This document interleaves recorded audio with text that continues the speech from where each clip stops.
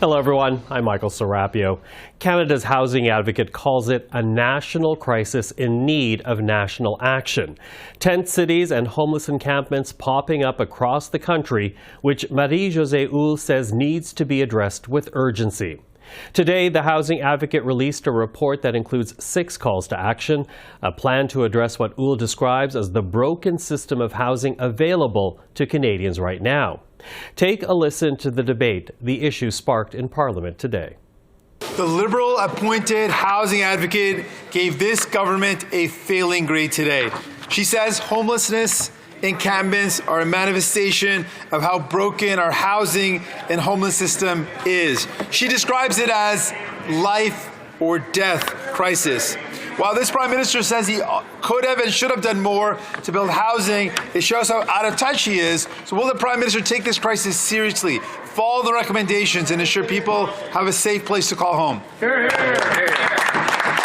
The Right Honourable Prime Minister. Mr. Speaker, I very much welcome the interests and the efforts of the New Democratic Party to support us in everything that we're doing on delivering on housing. We recently signed housing accelerator agreements with Quebec, with Nunavut, with cities across the country to unlock over 500,000 new homes. We introduced a suite of new measures to unlock the construction of over 600,000 new apartments. We cracked down on short-term rentals to unlock up to 30,000 more apartments. We introduced a mortgage charter. We're continuing to step up on measures to counter homelessness, which is something that far too many Canadians are experiencing during these difficult times. We'll keep being there for people. Well, with that, we're now joined by Canada's housing advocate, Marie-Josée Houle. Ms. Houle, good to see you face-to-face. Thank you for joining us. Well, thanks for having me.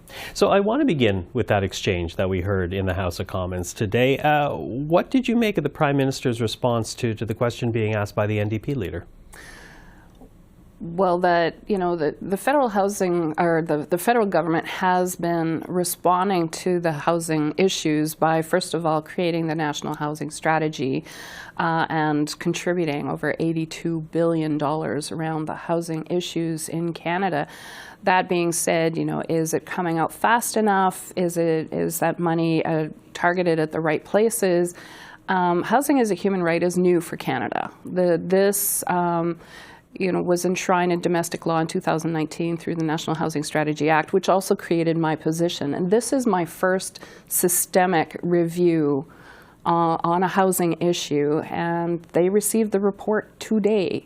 So I don't expect a response and an answer today, but we have recommendations, and the big one is calling for a national response plan on encampments that includes new resources, so not just carving out old resources or resources that already exist to address housing and homelessness issue, and to convene all levels of government at the table, including people with lived experience and Indigenous governments. Because if we're looking at the issue of homelessness and people in encampments, if you go west of Ontario, the vast majority of people in encampments are Indigenous. So we need to bring Indigenous governments to the table.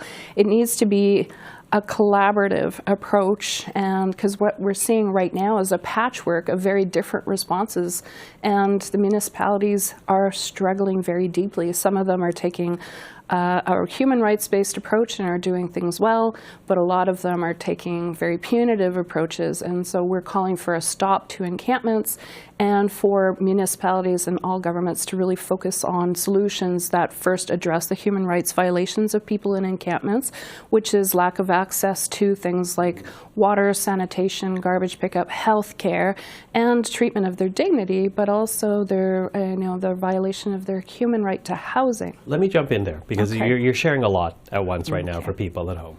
And you do say, getting back to the human rights, because you say encampments that we're seeing across the country right now, that is an effort by people to reclaim their human rights. How is their human rights currently not being met by the shelter system in place and the resources in place to help people experiencing homelessness? Well, when people are criminalized for poverty or for living in encampments or for being homeless, first of all, it is a violation of their right to, the human right to housing, but also the right to choose.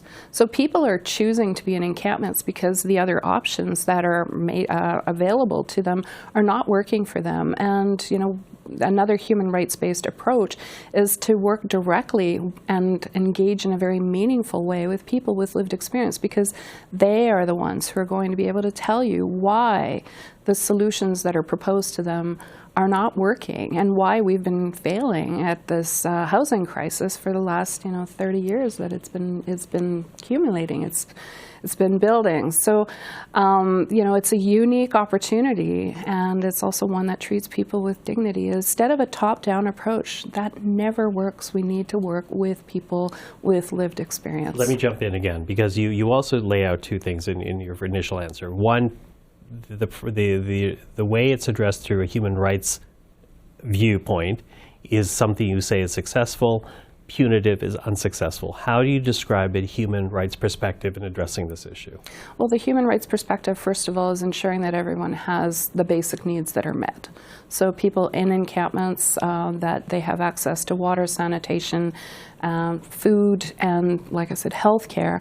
The second is to engage them in a very meaningful way to find solutions. So, this encampments plan that we're calling for the federal government to put in place before August 31st of this year needs to include people with lived experience at the table. The other is punitive, which you say is negative, and to that, in the report, you are calling for the end of the forced evictions of encampment sites, which we have seen across the country. But to be fair, before a forced eviction happens, it's oftentimes preceded by local residents saying that they want the encampments gone. So when you say that approach is wrong, what do you say to local residents who are raising the concern and asking essentially for these evictions to take place? I understand that having visible homelessness in your backyard makes people very uncomfortable.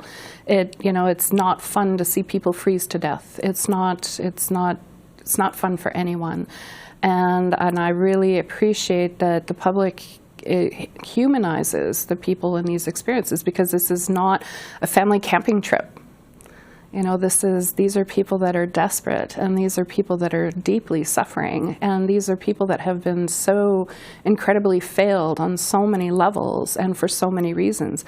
And to understand the root causes of this is, just the fact that they have no safe place to go. So they create it for themselves in the tent encampments.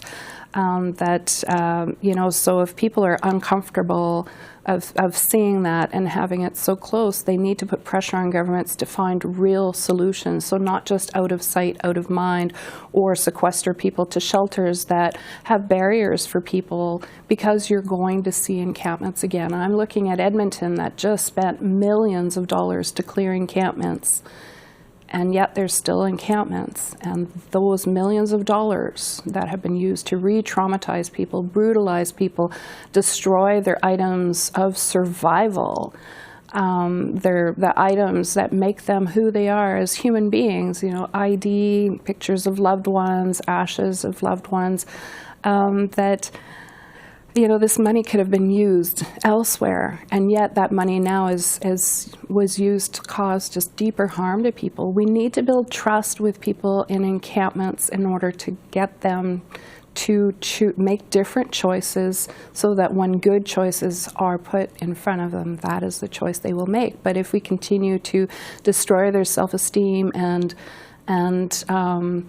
treat them like they can't make good decisions, or that they're not deserving of dignity, or of even a roof over their head, they're not going to trust anyone who approaches them to help connect them to these resources. I only have 30 seconds, but I need to ask you, you've now tabled this report, the first of its kind, as far as you know. What will indicate to you that this government is listening to the concerns that you are raising right now? As you say, a national crisis in need of a national response. Well, it's first of all, it's to convene that table and to have the right players at that table. We set a deadline for this response to be there. Minister Fraser has 120 days also to respond in writing to my report, so that's the first step. And then we need to see immediate action. And then we need to see prioritization of building housing so that people in encampments can be appropriately housed And then finally, the long term in their vision and the plan needs to address the root causes of encampments. So it's not just a supply issue, lack of housing supply or shelter beds. It really is addressing racism, colonialism, and poverty. So it needs to be a very robust long-term plan that is well funded. Marie-Josée Houle, I really appreciate the time. Thank you. Thanks for having me.